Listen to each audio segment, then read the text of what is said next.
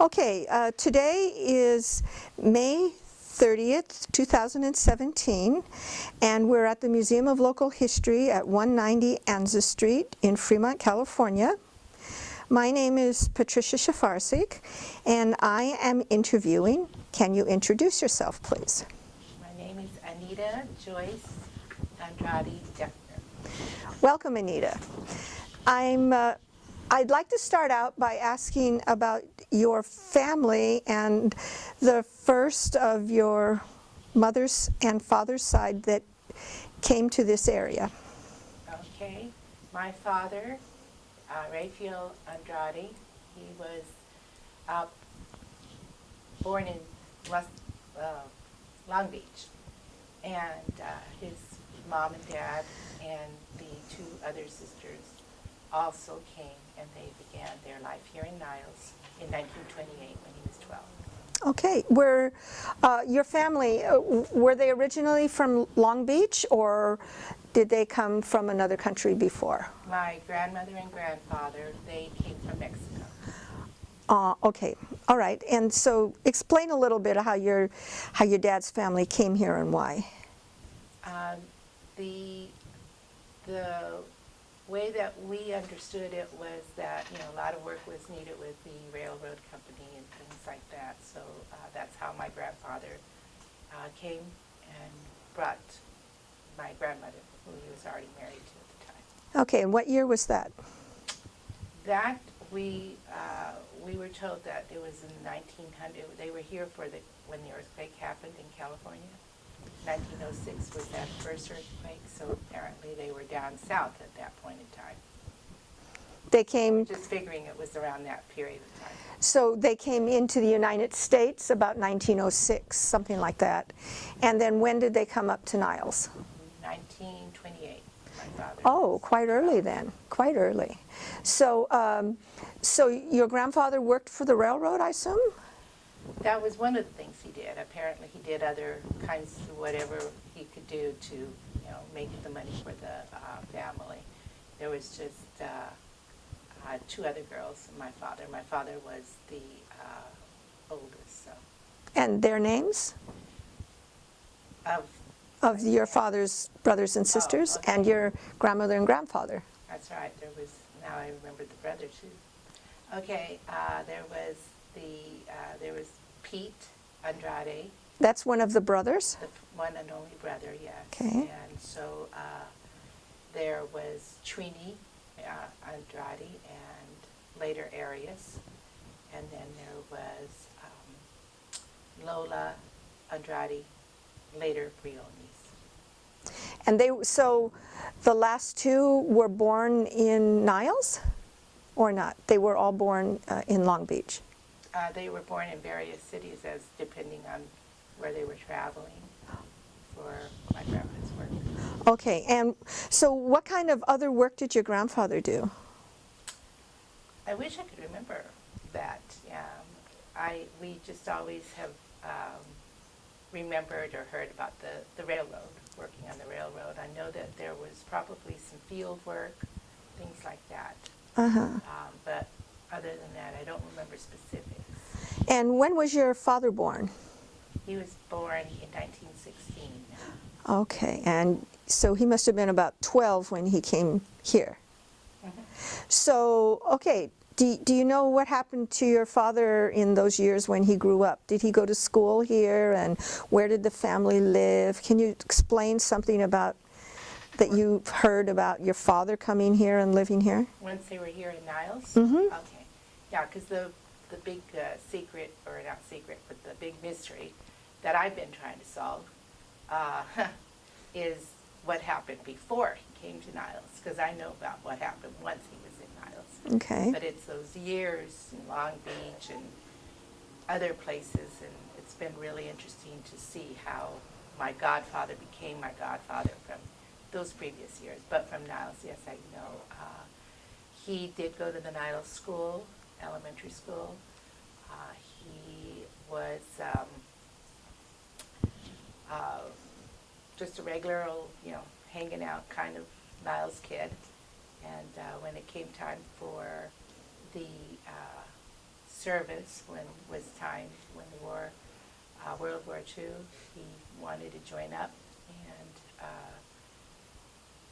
he wanted to be a Marine. And the reason, and so what happened was that he had a difficult time getting into the Marines because he didn't weigh enough.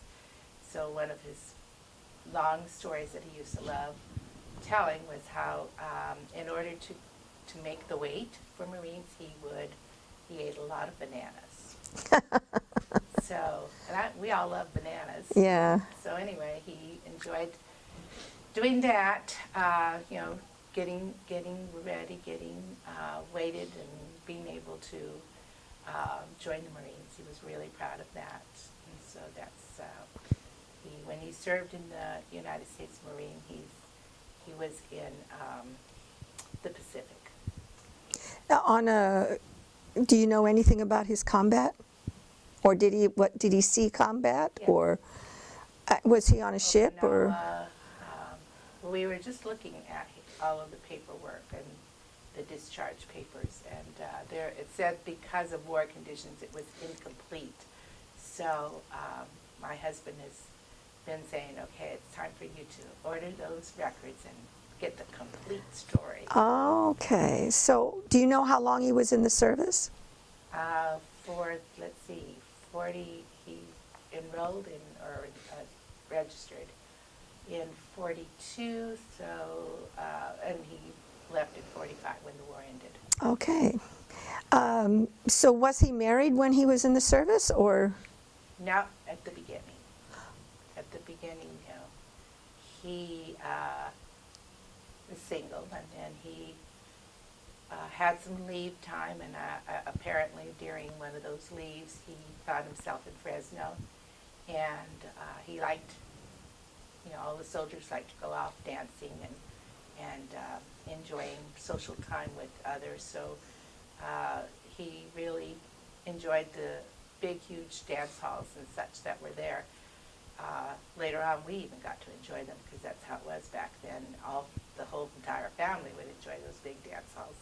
But anyway, he went there and he saw my mom, and he, was right away really enthralled by her. He could not really get near her because she had 5 other sisters who were guarding her, and he also needed to get my grandmother and grandfather to approve of him so that he could see her. So he did, I remember one of the stories of he bought flowers and came to the door to see if he could be allowed to see her, and my grandmother just looked at the flower, and the flowers were for my grandmother. He thought, I'll just, bring them to her, and maybe that'll get me on the good side of the mom, and she just threw them right back at him. Oh my, that didn't work. No, it didn't work. And he also, my mother used to sing in the choir at church. I wish I could remember that it was one of the Catholic churches in Fresno. It turned out to be the family church later, but as it turned out, he went there, and he had very good, lot of charm. So he would charm the nuns to see if maybe they might let my mom come downstairs to check, to talk with her. So he tried all different methods, but eventually at one of the dances, then, he was able to be up close and dance with her more, and then they fell in love. And my mom didn't like him right away either, but, he eventually won her over. So what's her name? Oh, my mom's name is Josephine Andrade. And was she an Andrade before she got married? No, before it was Josephine Ayala. Ayala, okay. And when was she born? She was born in 1921. Okay, so they were close to the same age, actually. He was born in 1916. They're 5 years apart. Mm-hmm. Great. So did he get married then, or did he get out of, how did that happen? After he met her, then he had to go back, but he came, before he went back, they did get married at the Corpus Christi Catholic Church in Niles. Oh, Okay. I have those pictures as well. I forgot to bring. And then, and that was in 1943, September 20. Oh, so it was during the war. So she came up here and they got married. How about living? Where did they live, and where was your, where did they live? They lived with my grandparents on Vallejo Street in Niles, where my grandparents lived. Okay, we have to cut for a minute.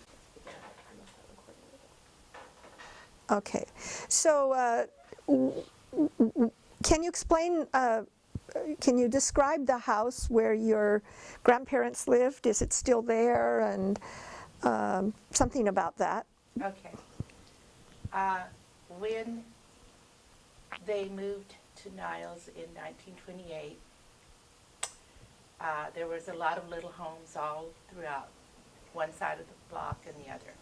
Vallejo Street is separated by Niles Boulevard. At that time it wasn't Niles Boulevard, but it had originally been Niles, but then Niles, the old town Niles, moved across to where it is now.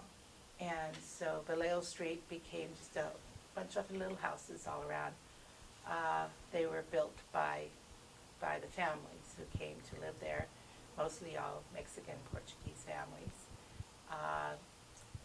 There was a huge White House on the corner of Vallejo Street in Niles Boulevard, and that's where my grandfather purchased the home. And they always would say, "Oh, those people, they live on the big White House." And it was quite a large house. You know, the pantry, the long living room, which was like a long dining room, dance hall. We love to dance, so that's why I keep saying dance. My father's a dancer. Anyway, kitchen, just, the big bathroom, and then there was where the canning room, where there was a lot of canning done. Just about a quarter of an acre, it seemed more, of land with a wonderful giant fig tree that gave a lot of shade, and there was a little shed in the back. So in that shed was where my mom and my dad lived when they first got married. Okay. Was this big white house, was it 2-story or one No, story? It was one story. But because there were steps going up, it was risen up a bit, so it kind of made it look bigger. And, Okay. and it had a lot of land compared to all the other places, all the other homes. So, so your mom and dad lived in that little shed, Right? and then what? Well, apparently, from what my understanding is, almost everybody lived in that little shed. At one time or another, At one time huh? or another. And there was also a huge basement down underneath. So that was also a place where people would, where another family member might stay. Very cool down there. So they lived there, and then as time went by, my father wanted to purchase a home to raise a family. So did he got out of the service, so he went in 40, they got married in 43, so he must have gone back to active duty. Yes. Okay, so your mom was there. When he went back to active duty, my mom went back to Fresno to live with her family. Okay. As far as they were concerned, he had kidnapped her, and they brought her to Niles, which back then was just way too far, and she was very close to her family. So my grandparents also, they had a big house in Fresno, so they had her live there with them, and then when they came back, when he got out of the war, then they lived again with his father and mother. Okay, and what happened when your dad got back from the war? And how old was he in 1945? Yeah, well, that's pretty good, easy math. If he was born in 16, should be. So, what was he, 20? 29, maybe? Yes, Right, because then when he was 30 when I was born. Okay. He was 29. Okay. Okay, so what did he do when he got back? What kind of work did he do, and what did your parents do? Okay, so what he did was he got a job at the California nursery in Niles and learned how to horticulture and really, really enjoyed it. That actually became his career. Okay. He worked there for years, and then after he went to work for the Alameda County, when he retired, he was superintendent of grounds of all of Alameda County. Oh, wow. So he got his start, say, for many years working at California Nursery. Yes. Okay, and what about where they lived? Okay, so there were homes up in Canyon Heights that he was interested in as he drove around, and he decided he would want to buy one of those homes. And there was a man who had just been built in 42, and he didn't want to live there anymore, so he decided to sell it. So they made a deal, and I believe I have the receipt. I keep 3,000's in my mind, but I think other papers might show 6,000. So maybe the 3,000 was a down payment. I don't know, but that seemed like a lot of money back then. When he did that, he was really happy to be able to announce to my mother's family, who weren't sure about, what's this? You're going to actually live in Niles? What about, I thought you were going to come back to Fresno when the war ended. And so my mother said, no, I'm going where my husband is. And so he purchased this home, and he just thought it was going to just be so grand. And the thing that happened, though, was that there was only 5 homes on the block at the time, and the rest was all the field of apricot trees, every kind of different kind of trees, and it was just glorious. Just look down onto Fremont. The canyon was down below in the Alameda Creek, and just so peaceful, and hills all around. And he just was just so proud and so in love with it. And so what happened, though, was that 4 other neighbors that lived up there found out that he was going to purchase this home, and they obtained an attorney who wrote a letter, which I have the letter that says, this isn't going to be allowed. And so they did not want to have anyone else living there. They thought it would be better to have attorneys, doctors. They wanted the high-class neighborhood there to be there rather than just any old buddy. And most especially, they didn't want my dad because he was Mexican. Oh, really? And so they made up new Homeowners rules or something like that? Yes. And it said no Chinese, no Mexicans. It listed like 5 other. Do you know what the other nationalities were? I'm curious too. Yeah, I am too, and I would love to see that. My neighbors who bought the house long ago, another house long ago, they said that they had seen that, but I said, what were they? And they said, none of us would be able to live up here if that was really, because they are actually Filipino, so it must have included them too. Oh, so you don't have that paper? No, I don't have that particular document, and that's what's odd, because it was supposed to exist. We heard later that they didn't even have a document like that. They did it later for the court. Okay. So what happened? Well, what happened was that my father, of course, he was in love with the property. This was his future home for the family, so he wasn't about to give it up. And as he said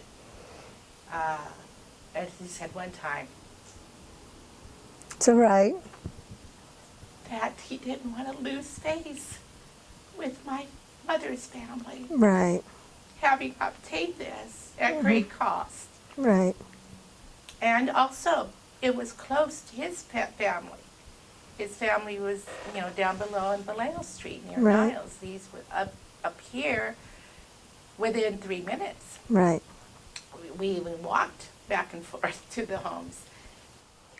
Okay, so as it turned out, the people were very serious about... About not having him as a neighbor.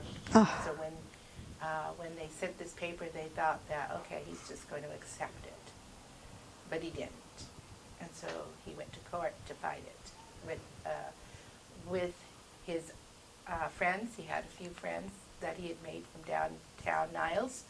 Everybody used to hang out at Joe's Corner, so that was a good social place and political.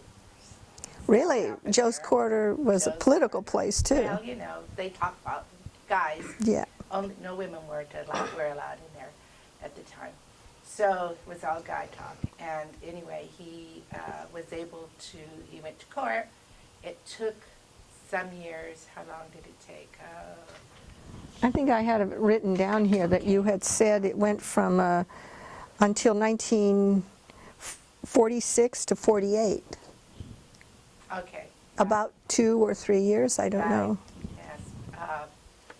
And then when it was going on, somewhere there was a letter that was sent that said you need to vacate this until this is settled. You mean he had already moved into the house, of course, because he had purchased it, and the neighbors were trying to get him out of the house. Right. Wow. I believe it was early on because then I was born, and they brought me to the home. There's pictures of me with my mom, my dad, my aunt, standing in front of the same home, and as a newborn baby. So I was brought there as a baby, but at some point we needed to vacate. And so again, back to my grandparents' house in Niles on Vallejo Street, but at some point to Fresno as well, because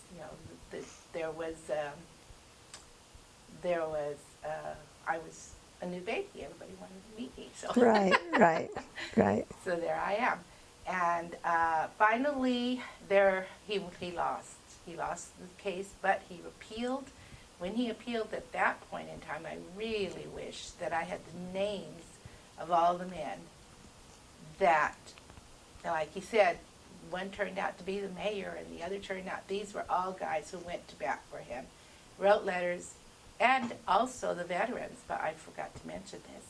He was the first veteran to come home and use the veterans' bill for buying a home. That was a plus. Mm-hmm. The fact that three of the men that he met in Joe's Corner, and of course, being at the Niles nursery, you get your contacts, and my father was very social. Mm-hmm. And so between all of these people coming together and vouching for him to be a good neighbor Mm-hmm. and a working person, Right. and a Marine who was using the vet bill and for the first time, then all that gave clout. And so he actually won the second one. Oh my gosh, how emotional that must have been. And for you to retell the story, I can see it's very emotional for you, because... Well, yesterday was Memorial Day, so of course, I get Yes. emotional thinking about he was so proud to be a Marine, and Right. And he always said that respect was number one. Right. And so here these people didn't even know him, didn't know what he stood for, and were already judging him. Right.